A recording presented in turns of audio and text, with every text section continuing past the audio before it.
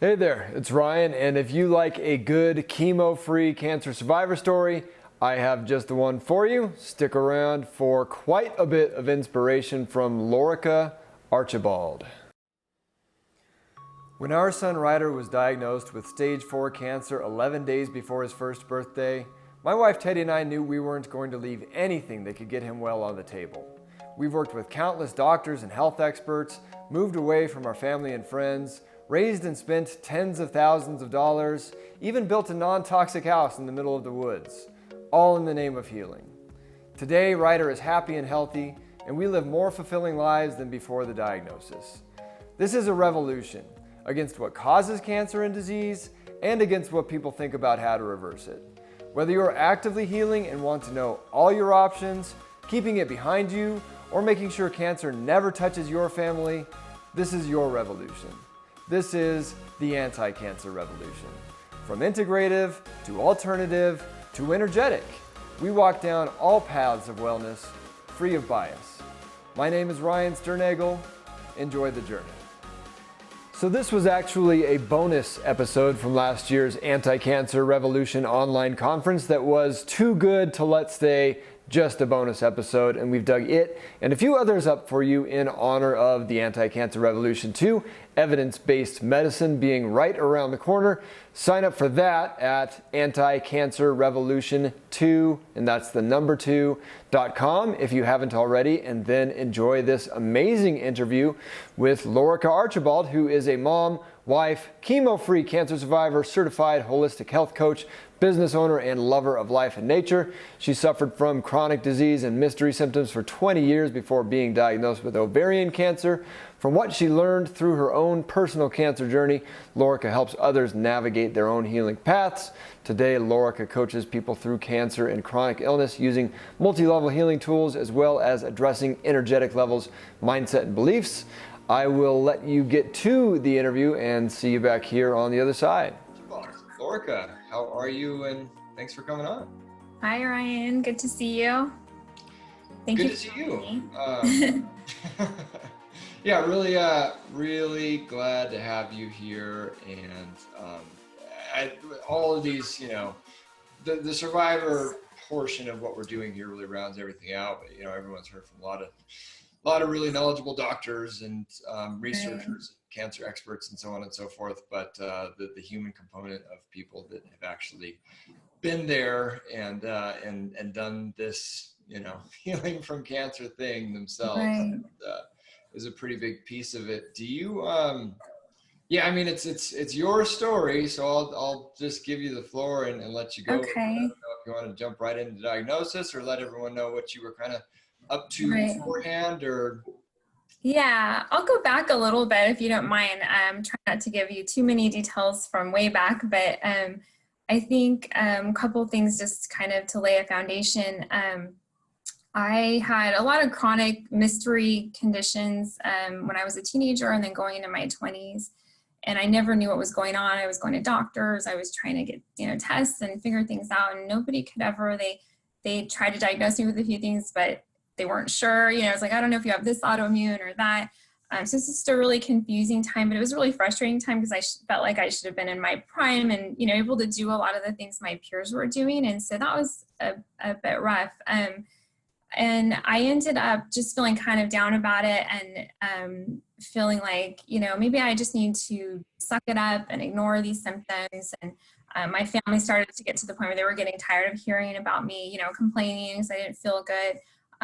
And so I just said, I'm going to pretend it's all in my head. I'm going to try to, just put it aside, live my life. And so by the time I was about 30 or so, I still was not feeling so good. But I was in a really happy time. I had reconnected with my husband, who I met in 5th grade. We were, little buddies in elementary school and became high school sweethearts. And so it was great. We reconnected and we ended up getting married, having kids and all of that. And so during that time, though, I had previously been super health conscious, tried to change my diet and things a little bit. I was a vegetarian for like 15 years and tried to address some of my chronic, discomforts that way, but didn't really seem to be helping too much. And I didn't know, I researched a lot about nutrition and stuff, but I didn't know, kind of the next steps to take. But when we got pregnant, I just kind of ate whatever I wanted, did my thing, started eating meat again, started, just changing my diet again, and was able to kind of, again, put my problems aside. And then when I had my second baby, I started to feel just weird symptoms a couple years later. And I, kind of went on for about a year that I had these symptoms, and I was told like, oh, you can take birth control, probably control your symptoms. And then it didn't go away, but I was like, I'm not going to take birth control. I don't believe in that. So I just decided that I was going to just wait and see if I could address it with diet. And so I was able to solve some of my problems with diet during that time. This is prior to me getting educated in nutrition. I had just done my own research online. And anyway, my symptoms got better in some ways, but I went and got checked, and then they found like a cyst on my ovary. And at first they just wanted to watch and wait. And then I got some more blood tests, and they said, this is looking, not so good. These blood tests aren't so good, but I bet it's nothing, maybe just the blood work is a little bit off, and you're probably going to be fine. But I'm going to refer you to the oncologist. So they referred me to an oncologist, and I was 37 at the time.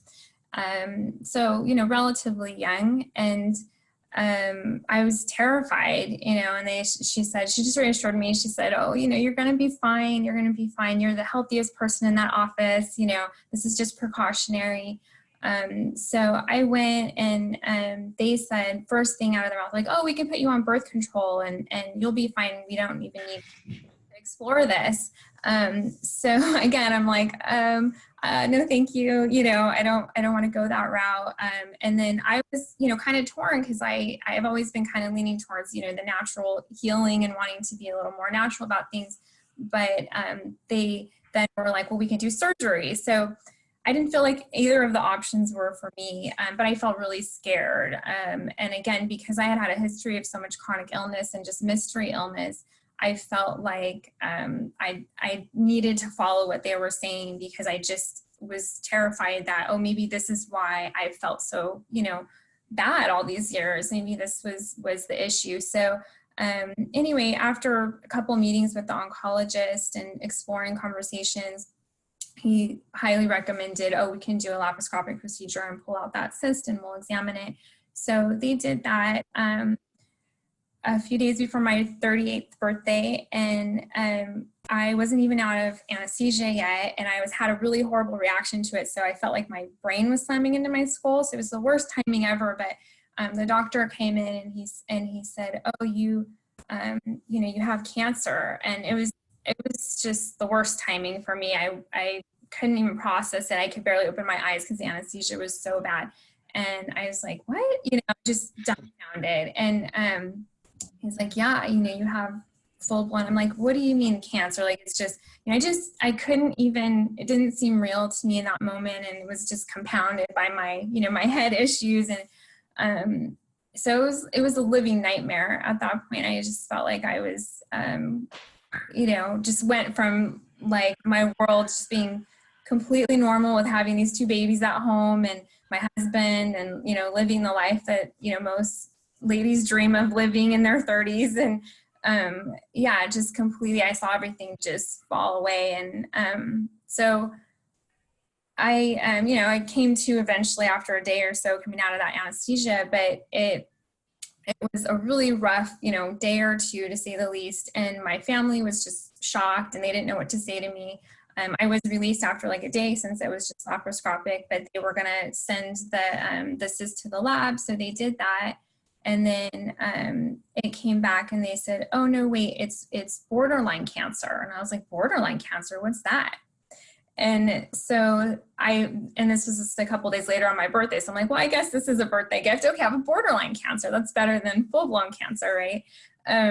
So I researched all this. I'm like, what the heck? I've never heard of this. And apparently in ovarian, there is something called borderline cancer that can occur. And it typically, if removed with surgery, is much less invasive, much less dangerous. So I thought, well, if I'm going to have cancer, okay. Like I try to start to wrap my head around that idea that I could deal with this. And see what I could do to, okay, they removed it, maybe I'll be fine. So anyway, I had given them the okay to remove my ovary as well, my left ovary along with the cyst, if it was disease, if they found disease. Now, apparently they didn't remember that. And so they didn't remove my left ovary, they just removed the cyst. So when he called me, he said, I'm really an advocate for removing that left ovary now because you had this borderline cancer. It's very likely, you could have something going on with that ovary. And I said, well, I did give you the okay to do that. So we kind of talked about why that didn't happen, and apparently it was an error. So I went back under the knife just a few days later, just within a week of my first surgery. So that was a little bit rough, but again, it was laparoscopic at least. They did pull the left ovary in the tube, and then he calls me a week later and he said, you have high grade, very aggressive cancer. So it was a very strange, roller coaster for me. You have cancer, it's dangerous, it's extreme, it's ovarian, it's very deadly because if you don't know about ovarian, it is considered like the most dangerous of all female cancers. And so I was terrified. And then again, with the borderline, I was like, oh, maybe I should be relieved now. Okay. And then no, you have high grade, and they were still trying to determine the cell type. There was some discussion, for staging 2, whether it was stage 1, stage 2. Luckily, it was still earlier stage. It was not stage 3 or 4, but they still weren't really clear with it in the end because of the way that the cyst was formed outside of the ovary and the way that area was impacted, and because they only went in there laparoscopically and couldn't see what was going on. So again, but he did send it to a second lab for another opinion. And they said at first they thought it was the more common variety of ovarian cancer, which is a serous type. And then when they studied it further, they determined that I had clear cell ovarian, which is by its very nature, just high grade, aggressive. They don't know as much about it. It doesn't respond as well to treatment. It has a much poorer prognosis rate. So, again, I was just extremely terrified.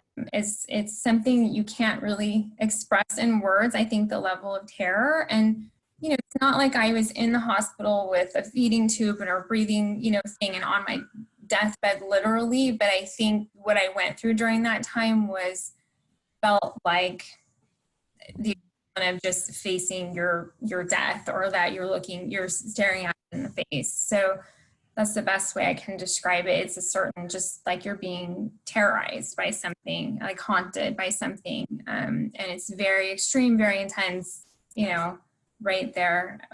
So that was something, that was just, it's hard to go back and try to remember that time from an emotional place and to pull that into the conversation, because I don't want to cry during the interview.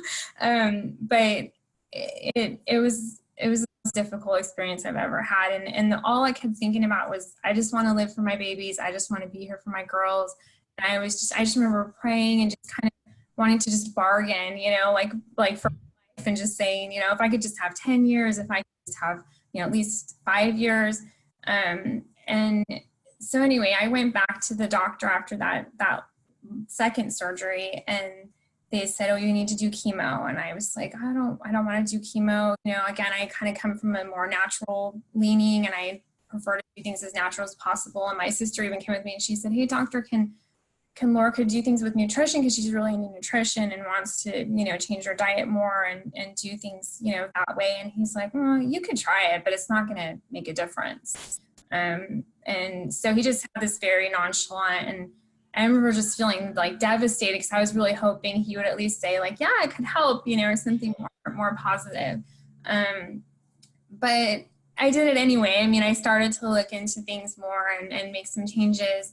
And he would just wanted me to do the chemo that they recommended. I did hear from everybody, oh, you need to get a second opinion. So I had an acupuncturist that recommended that I get a second opinion, and I found an integrative place to get a second opinion from, which I thought was more aligned with my belief system and wanting to do things naturally. So I did get a second opinion from an integrative facility that's pretty well known, and they I was disappointed.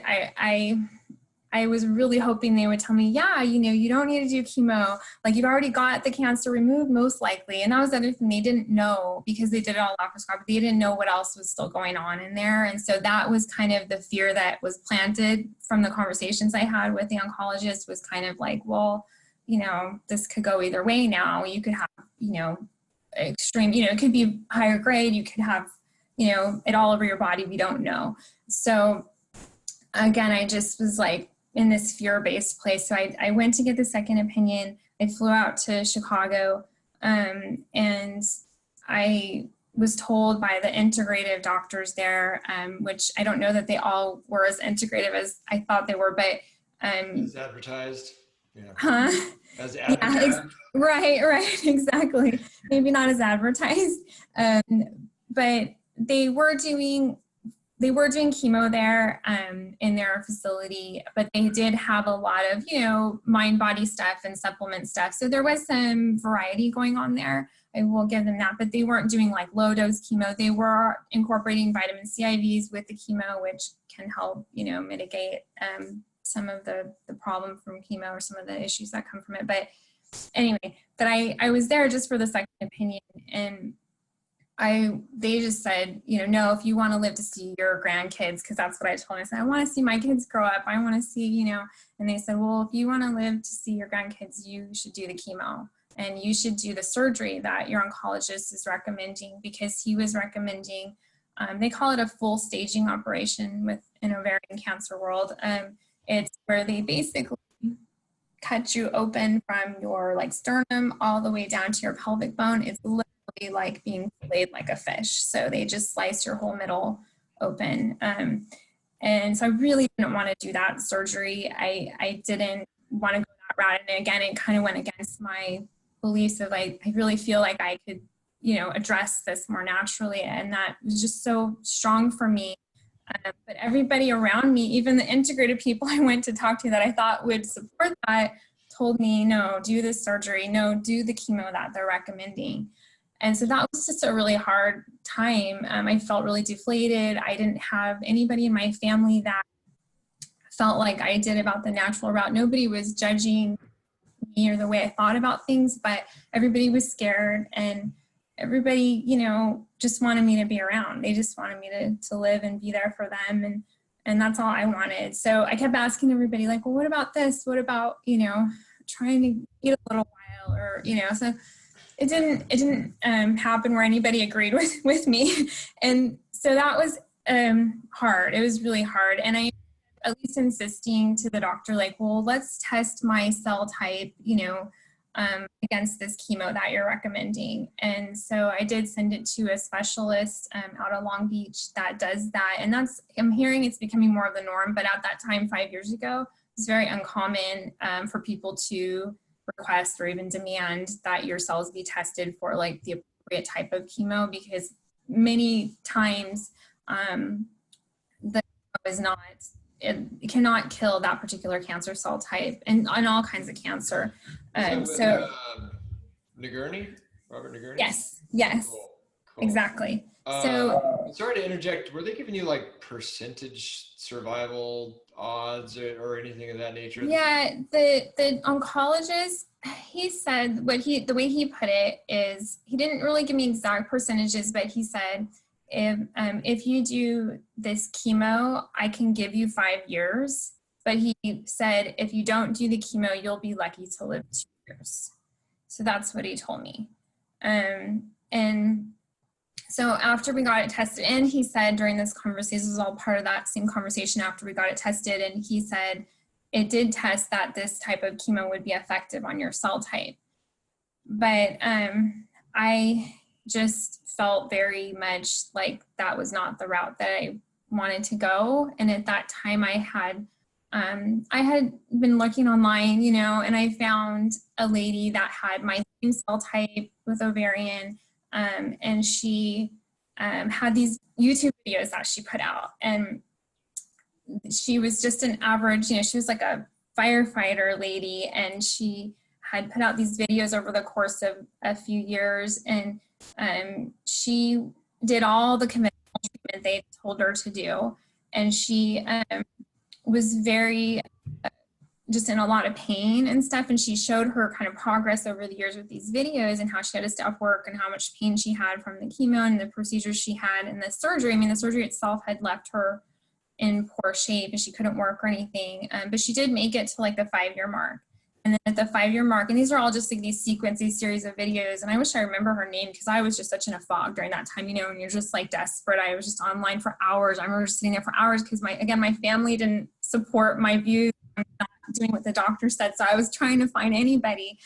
And she wasn't somebody that was going the natural route, but I broke my heart seeing her and learning her story. And I just was consumed with that for like a whole day, 2-day period.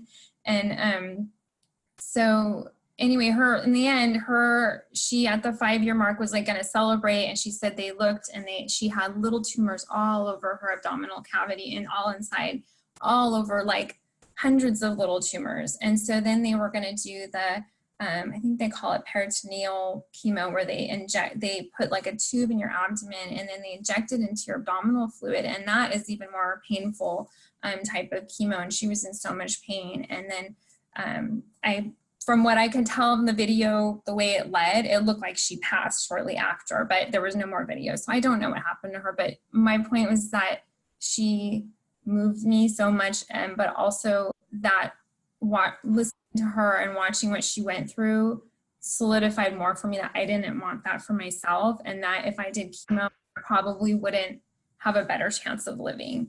And she certainly didn't. But on top of that, I found, a couple of websites of survivors and interviews of survivors that were more positive, and they were, along the lines of natural healing and using diet and these other things that just made more sense for me, just really resonated with my background and what felt right to me and my belief system about the human body and about nature. And I just am a lover of nature, and our bodies are part of nature. And I just, all of that just really resonated with me, just using diet and natural. So those stories inspired me greatly, and hearing that people could actually do that and make it through. And a couple of them were like, 10 years out or 15 years out. And so that was really, really helpful. And so I took that information and I talked to one of my girlfriends about it, and I told her what I was thinking, and she's really open-minded. And she said, Lorika, I'm really scared for you. She's like, I couldn't have the courage to not do the chemo if the doctor was telling me I had to do it. She said, but I know you, and if that's, what you've decided and I know that you will make that route work, and that you'll be able to make it through this. And so that was a helpful conversation, but she still told me in the end, she's like, I still want you to do the chemo. So there was just a lot of pressure there, but I held my ground, and I went into the doctor and I said, we had 2 separate meetings because he didn't like that I had said I wanted to think about it the first time. So I went back in, and then he sent one of the residents in to talk to me, and then another doctor in to talk to me. And they all recommended and, kind of pitched this chemo to me. And I asked them about the side effects, and I asked them a lot of questions that I felt they kept kind of going back to, like, well, if you don't do this, you could die. If you don't do this, you could die. It was just over and over again. And so I think my compromise in the end, Ryan, is I did end up agreeing to the surgery, the big surgery that I wanted to do, even though that kind of went against my thinking about things, more because they made it sound like you can have so much more cancer in there. We don't know what's going on in your abdominal cavity. You have 60, I don't know if they said 60 ounces of fluid or however much it was, but you have all this fluid, just going around your organs in there, and there could just be a ton more cancer cells. So if we can open you up and see what's going on, that will help us. And they wanted to do chemo first and then do the surgery. And I was like, no, I'm not going to be poisoned. And then, so because to me that chemo just sounded like poison. It just sounded terrifying. So I did agree to the big surgery, but I said no to chemo. And like I said, they had called me back because they just really wanted me to do the chemo. But in the end, he was respectful, and he said, okay, well, you're calling the shots now. He's like, we'll see what happens. And he said, if you can make it 2 years, you'll probably be okay. So meaning that like you'll probably be okay until the 5-year mark. So and if you can make it 2 years, you know, you may be okay. So at least there was that. And I did end up doing the surgery. The surgery has left me with some chronic issues and conditions that I can't, you know, address with the diet and the things like that as well. But I have been working on those. But I, in retrospect, wouldn't do the surgery, to be honest with you. If I could go back, knowing what I know now, I wouldn't do that big surgery. I mean, the first couple surgeries were kind of almost like a necessary part of my diagnosis, I guess you could say. So I wouldn't have known that I had the cancer if I didn't do those. So I don't know. I am kind of, you know, not sure about those, but knowing what I know now and just what I've accomplished in terms of, I think, becoming a healthier person on multiple levels is that, you know, we can accomplish a lot, you know, just with our diet and with how we live. And so I think I would have waited, even with if I knew, if I could, without having that first surgery, if I could have known and addressed it with diet for a few months and then gotten rechecked, I would have done that. But, you know, hindsight's 2020. So it's just one of those things. I've learned to, you know, live with some of this stuff that affects me, you know, here and there. But they took a lot out. They staging operation, they go in and they do biopsies all over. They take lymph nodes. They took all my female organs, the remaining ones, and the omentum, which is like, they say it's just a fatty layer, and the doctor says, well, it doesn't do anything. It doesn't have a function, kind of like they think the appendix doesn't have a function.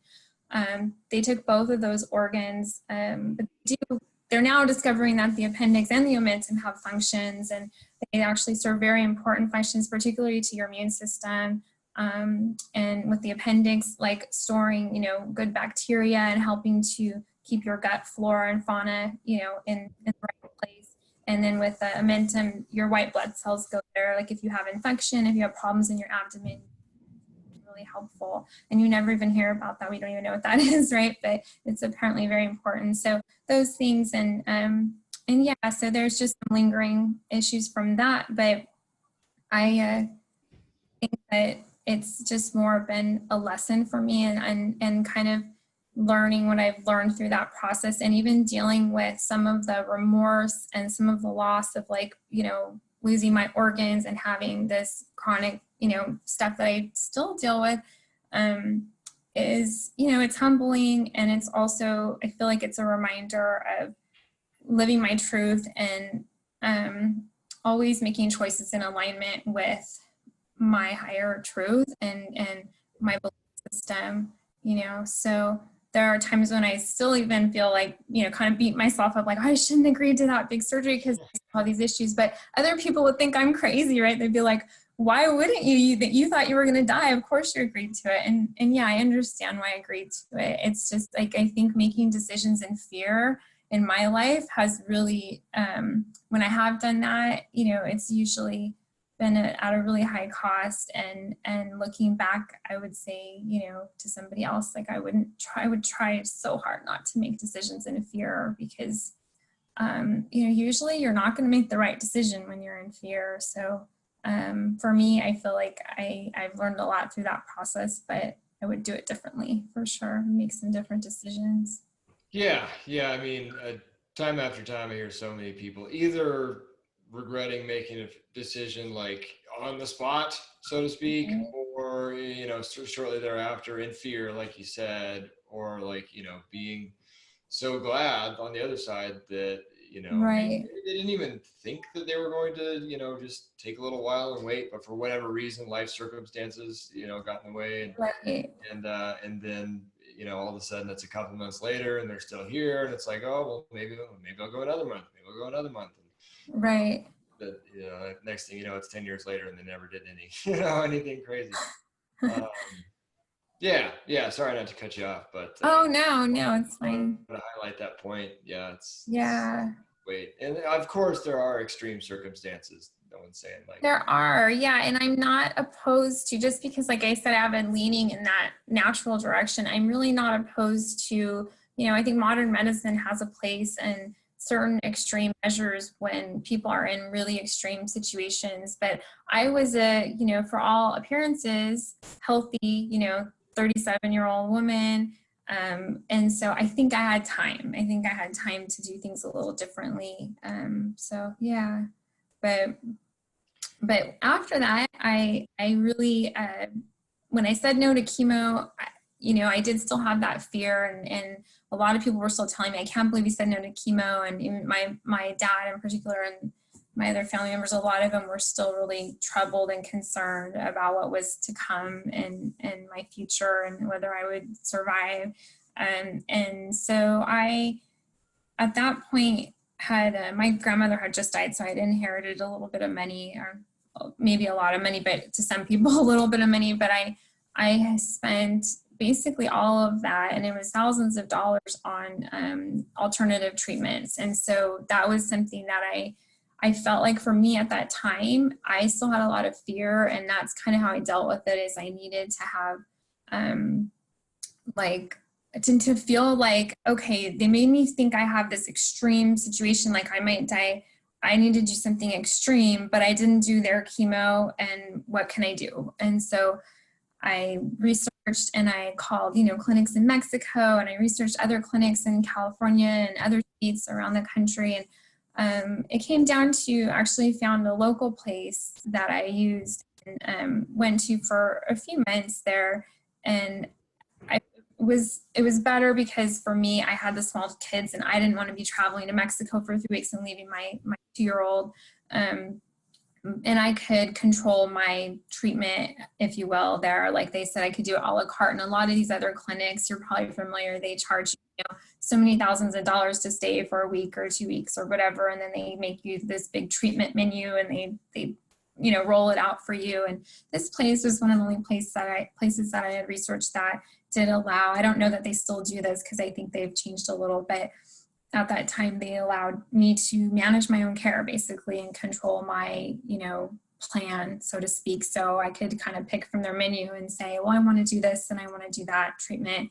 And I know a lot of people may sound really weird, like, well, what do you mean? But at that point, after I kind of went through that phase, the months with the operations and the fears and the chemo conversations and all that, I just decided, like, if I'm going to go this route and I'm going to try to make things, you know, better for me and heal naturally, I need to take control of my healing. And, you know, you can say, well, you know, you got the operation, they thought there was no more cancer, but they also know that, you know, cancer is a metabolic disease, it's a systemic thing. And so I also had that fear of like, well, okay, maybe there's no more cancer, but they don't know for sure. And, you know, so felt like I needed to go embark on this journey to continue, you know, the healing process, so to speak. And so I went and did some of that for a few months, you know, IV treatments. And I don't know how much you want to hear about that stuff. I think it was. Please, I mean, yeah, well, you know, the specific IVs or whatever would be great. Right. Okay. Yeah, I did. And some things. Okay. Yeah. I mean, I did that for a few months. I did vitamin C IVs. I did some, it's called blood irradiation. I think, I don't know if I'm pronouncing that right. Yeah, UV irradiation. Yeah. Right. I did some of that. And I did some more controversial things. I did the GC-MAF. I don't know if I'm pronouncing that right. And the Goleic treatments. I did PEMF, pulse electromagnetic field therapy. I did some emotional healing stuff, psychological healing stuff, and some infrared saunas. I ended up getting a couple of SOT injections, which is probably the most controversial thing. What were the injections? I cannot pronounce what that stands, SOT, but you may have heard of it. It's through the Greek lab, is what they call it, the RGCC lab in Greece. Oh yeah, I know what you're talking about. Yeah, so they have the RGCC lab, and you do these tests, and then they, you know, a lot of people find them really helpful. There's different types of tests. I only did one type, but some people do the various types and find them helpful. You know, at this point, you know, yeah, I have mixed feelings about it, but it was helpful at the time. And so I did it, and they said that they identified that I still had some circulating tumor cells, and they found a certain amount, and they were able to tell me what that amount was. I don't have my paper in front of me, but I don't remember the exact number. But anyway, they said, well, we think we can help you with this by giving you this injection. And so I did agree to get a couple of those at that time. And after that, though, I mean, I had spent enough, to be honest with you, to put a down payment on a house here in Southern California, where I live, which is pretty expensive living. And so it was a lot, and I just was like, I can't go on like this indefinitely, you know, and I felt like I had psychologically kind of gotten past that point where I needed to do something extreme, you know, that point of feeling like I needed to kind of translate that fear into something extreme. And so I had also done a lot of introspection and reflection, you know, like going to the sauna and meditating and doing things that were taking me into a different headspace and really changing my beliefs from, you know, I came from a place of where I got, okay, I've accepted this, you know, like fear of death that's haunting me, that's chasing me constantly now. And even though they think they got all the cancer, like it's still kind of here hovering. And I kind of went through this process where I transitioned from that acceptance and then into this desire to just live and live the best life I can, whether I'm going to die or not. And so I think that's one important thing for people, is to understand that there's risk in any direction you take. And I think that's a really hard thing to do. And I have clients now that I try to help them process this, the idea that, you know, well, I'm damned if I get chemo and I'm damned if I don't get chemo, or whatever it may be, radiation or anything, these surgeries.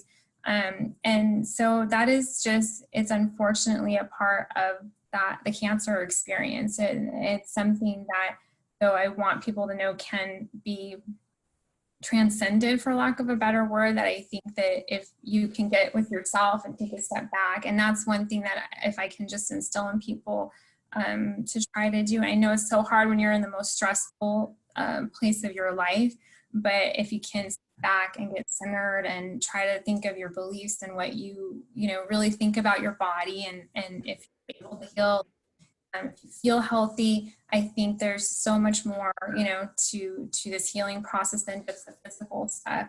And so that's what I did. I kind of went inward and just connected with my desire to live, and then my beliefs. And I just said, okay, like I believe I can live, you know, and I want to live. And I'm just going to make this decision that I'm going to decide that I don't want to keep thinking about this thing haunting me over here and what the oncologist told me about the 2-year mark. I want to get that out of my head. And so I just focused all my energy on looking forward and just the vision of the future being positive and my body healing. And I did, you know, affirmations, and I did, you know, a whole bunch of stuff just in terms of just, you know, kind of changing my beliefs and finding, you know, my faith again, because I had lost my faith when I went through that whole experience. And I just felt like, you know, you feel like, you know, you're not meant to be here anymore. Like somebody's out to get you, or, you know, God isn't on your side. I mean, there's just so many ways to put it, but I reconnected with my beliefs and belief in God, my belief again in nature and the body and what it's able to do. And so I really focused on food and diet. I got certified in integrative nutrition. You know, I really did it in the beginning just to help myself and make sure I had all the knowledge I needed. And I focused on just everything I could in terms of diet. I did enemas for a while there, the coffee enemas that are so popular out there with some of us. I didn't do it as extreme as some people do, like they're doing Gerson or something like that, but I did do some of that. And so there was a lot going on during that period. I was doing a lot of herbs and experimenting with a lot of different natural things at home. So once I stopped, you know, going to that clinic, it all became about what can I do for myself at home. And that's really when my power shifted, and the power shifted, I think, from outside of me to inside of me. And that was important. I needed that. I really needed that, I think, really to survive and to believe in my survival. So I started, again, just learning more and more. And I'm still learning, you know, I research a lot. I take classes. I, do a lot for myself and for my clients to just make sure that I'm offering the best coaching that I can offer. So that's really important to me. I didn't tell anybody I had cancer in the beginning. That's another thing I didn't mention yet in this interview, but I was really kind of maybe superstitious even, I guess it would be a way to look at it. But I was also kind of scared. I was scared of their beliefs about cancer and them kind of the look that they would give me when they knew I had cancer. And I actually remember one time, even when I did start to tell people, I told this lady who happened to be a nurse, and she just looked at me with horror, and she said, "Oh, my mom had lung cancer, and she didn't survive long, and you had ovarian, you're not going to survive long." She was like, yeah, she's like, ovarian is very deadly. And that's all you hear out there. And even on the, on social media, you get into these little groups. I've been in some of these groups, like for ovarian cancer in particular. There's just a lot of dark, and sorrow. And I have so much compassion. I've been in that sorrowful place, but there's so much doubt, and so much of it I know comes from what we're told. And if, we cannot, we can take what we're told. I mean, I still think about what that oncologist told me and what the other second opinion told me sometimes, but I chose just not to believe that that was the case for me. And so that's a hard thing to do. But yeah, I think people get really caught up, and they told me this, and same thing with clear cell. Like, I'm on a clear cell site on social media, and they say, well, you had clear cell. That means, it's like a death sentence, pretty much is what the way they convey it to me. So, but I don't believe that. And I just haven't, I've been okay, and I'm really grateful. I'm really grateful that I'm still here and I can share what I've learned with other people. But like I said, the first couple years, I was very shy about it. I didn't tell anybody. I just felt like if I talked to them, they would look at me with, like I was a walking dead person, like I was about to, and I just, that energy, I'm kind of a sensitive person that way. And I feel like that energy directed at me would throw me off my game a little bit. And I'm playing to win, you know what I mean? I'm here to make it and to survive. And that's what I want. That's my goal. And so far I've been able to accomplish it. And so I feel really grateful, really appreciative. I thank God every day. I thank, my babies and my husband for keeping me inspired to be here. And yeah, I attribute a lot of it to the actions I've taken. I attribute a lot of it to my will and my beliefs, like I said, but also my self-control. I think that's a big thing for people is self-control and self-discipline. And I'm, incredibly self-disciplined. So I think that's helped me, because the diet, if you want to heal with diet, you have to be dedicated. I hear lots of clients tell me like, oh, I tried this, or I ate this way for a week or a month and nothing's changed, or I don't feel any better. Or they tell me like, yeah, I'm doing a diet, but last night I had a little fried chicken, or something like that. And I'm like, okay, that might be fine on a normal person's diet who's just trying to lose some weight. But if you want to heal through food, you have to be dedicated. You have to be committed. And it's kind of that same understanding of, you might have to do something a little bit extreme. If you have an extreme situation, you might have to do something a little extreme. So again, looking at it that way and shifting, how we see food is important when we're wanting to address healing with diet. And so that's one thing I try to help people do, is shift the mentality around it. Like, I'm at parties now and I don't even want the buffet, or all the stuff that's there. I'm at that point now where it doesn't even look good to me anymore. So yeah, to some people that's a scary place, but to me, my life is so important to me, and my long-term survival is so crucial that I'm not willing to give it up for that, those little momentary pleasures, because I get so much pleasure out of just living and being here and being a mom, and trying to share a message of hope with other people, and hopefully, helping them through a time that is the most difficult time that they'll go through. So yeah, food is big part for me now, and still plays like very crucial role in my day-to-day. And herbs, I love herbs, and lots of different types of herbs, but particularly things for like the digestive tract, the kidneys, the liver. Those are our detox organs. You know, also some for the endocrine system are really helpful for people for detoxing. I've become more into detoxification the last few years in terms of my journey with healing. So that's been big for me, and the little bit of fasting here and there. Nothing too extreme. You know, I don't advocate for anything too extreme, but yeah, there are times where you have to go there for a little while and then come back. You know what I mean? Well, yeah, and just to I don't know, highlight a few things you said in there. One, you know, yeah, as far as mentioning it to like letting everyone know what's going on, not, you know, not the worst idea in the world not to do that. Yeah. Especially, you know, you probably recognize, you know, your personality type and that I don't know, just with the way the world understands cancer as it stands right Right. now. There's not a lot of really positive vibes to be gained from your everyday person. Exactly. Yeah, whether they're your family member or your friend or whatever. I mean, Right. I lost 98% of my friends Oh prior man. to my son getting diagnosed because, you know, they all thought I'd lost. They went off the reservation by trying to get him out of conventional Right. treatment. And, you know, so, and that's is what it is. But then again, it wasn't, you know, at least it wasn't me. It was my son, and I was pretty good at Right. deflecting negative energy and keeping him pretty insulated. Right. Yeah. But then, like, you know, to your point on, you know, what you were doing, you know, you referred to it as extreme a few times, spending all this money and going to all these, you know, different clinics and getting these treatments and whatnot. Right. You know, I think people do need to realize, I mean, chemotherapy, like injecting poison into your bloodstream or like removing organs or radiating, you know, that's extreme. Right. It's so extreme. Really, really, really extreme. And I think sometimes on the natural, holistic, whatever you want to call it side of things, people kind of, you know, they don't really, they almost equate natural healing to just like not doing conventional treatment. Yeah. Yeah. Good point. That's a good point, Ryan. Yeah. Yeah. It's like, no, like that's you're walking away from something pretty extreme over here. You need to, at least for Right. the time being, bring in something extreme over here to kind of balance that out. Because I mean, Yeah. you do need to just, you know, hammer things in the right direction, whatever you want Such to a good call it.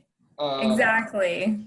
But, you know, I've also heard time and time again people talking about, as you mentioned, you know, with all the clinics and the treatments and so on and so forth, at some point Yeah. developing like a patient mentality that becomes not the healthiest thing. Well, it's probably healthy for a time, but long term, you know, you can't be thinking of yourself as this, you know, perpetual. For sure. Yeah, Uh, it's the victim like trap, I think. And I had a phase of that. And so I can understand what happens and why you fall into that. I would have never identified myself that way prior to my diagnosis. But, you know, I came from kind of like I guess like a high powered business position in a sense. At that time I was running our family business but I was running myself into the ground. Like before I got diagnosed, I was so tired all the time. I was doing the job of like 5 people, and we had some family, you know, stress and drama and emotional stuff going on. And so I think that led to the, you know, prior to the diagnosis probably led to my condition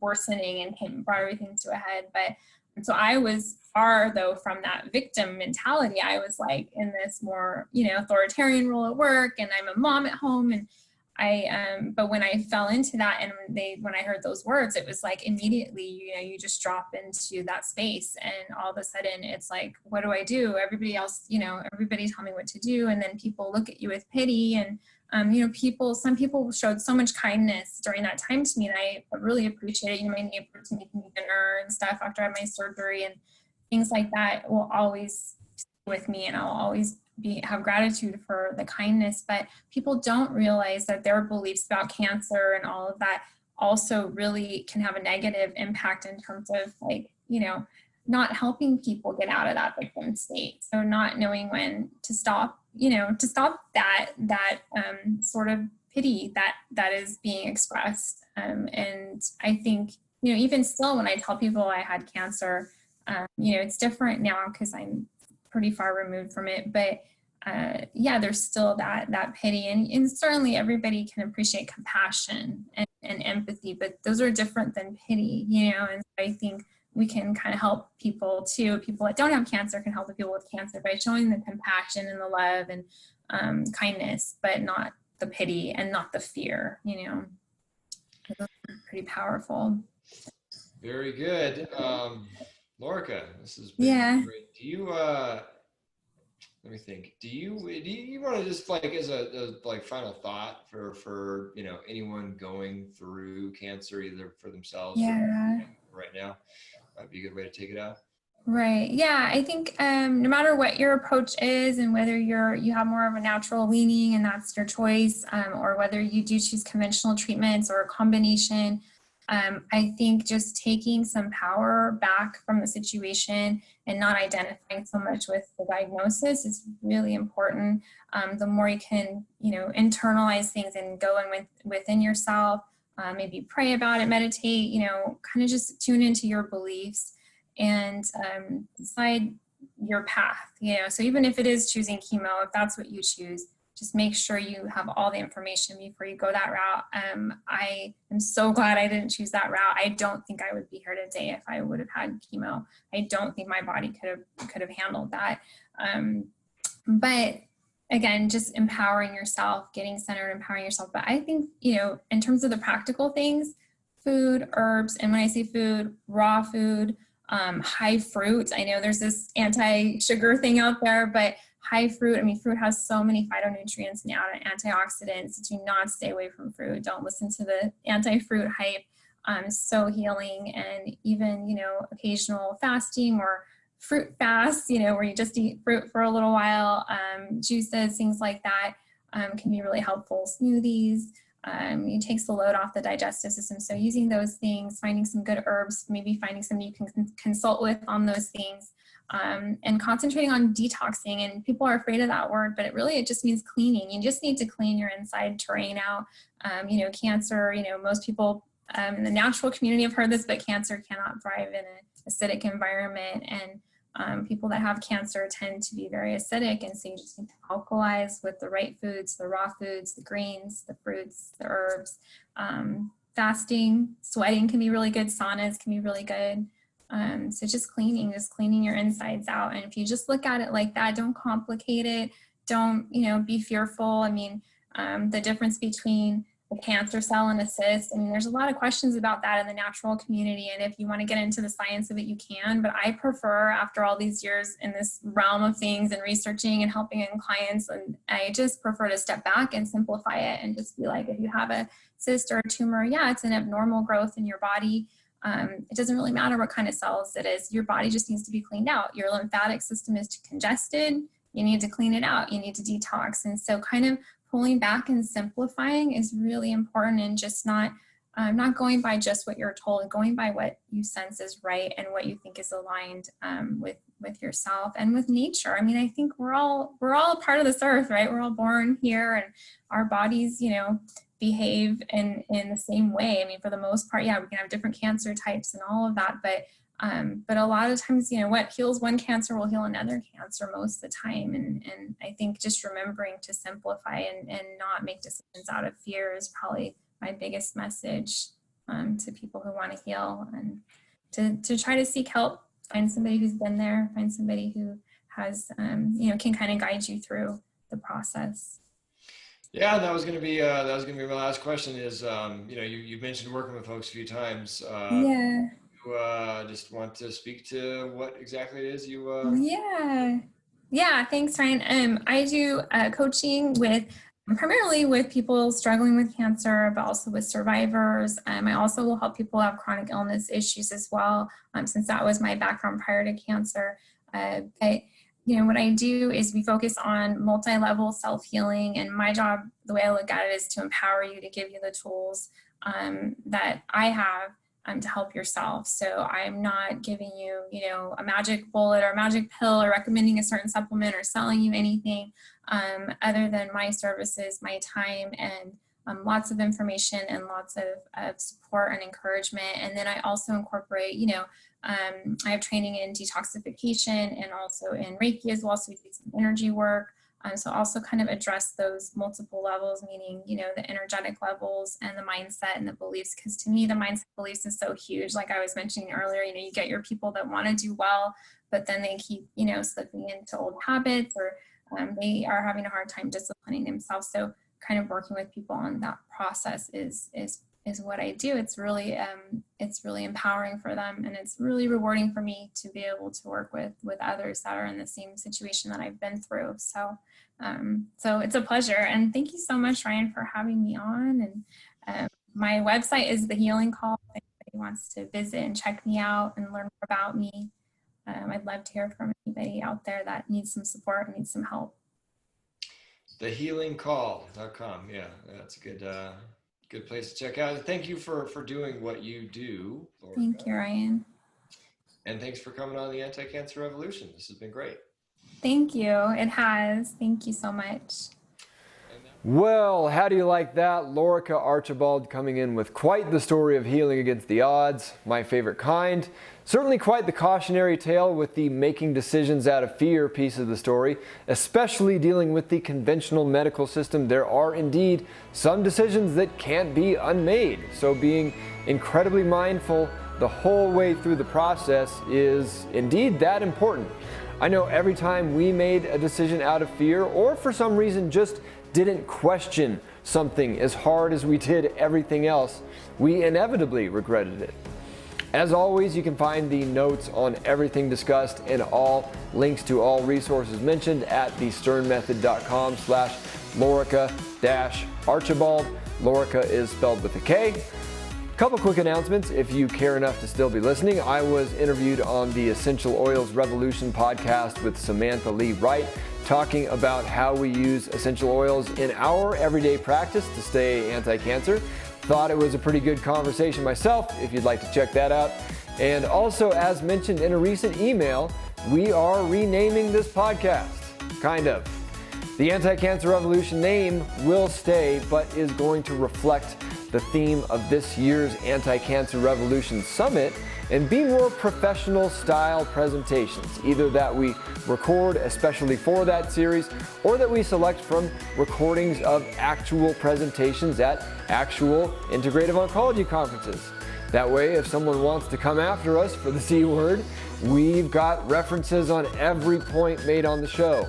That, and I just really want to keep bringing this professional aspect of integrative oncology to the world and show folks it's not all just anecdotal survivor stories like the one we just featured. And this interview style podcast is going to be renamed. Something to do with healing is about as far as we are now, but stay tuned. And with the more non-threatening name, we're going to be getting a bit more exploratory, shall we say. Still going to be interviewing plenty of naturopathic oncologists and folks like that, but also going deep into things like energy medicine and energy healers, sound and light therapy, and a whole lot of other stuff I really never hear about on many health shows at all. I think you're really going to like it. With that, I'll let you get back to your day. I hope it's a good one, and if you are going through cancer, just keep going.